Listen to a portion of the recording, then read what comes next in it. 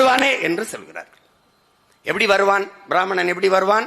தமிழர் என்று இருந்தால் நானும் தமிழன் என்று வந்து விடுவான். அவன் எப்படி வருவான்? நானும் தமிழன் என்று வருவான். அதுல உங்களுக்கு என்ன பிரச்சனை?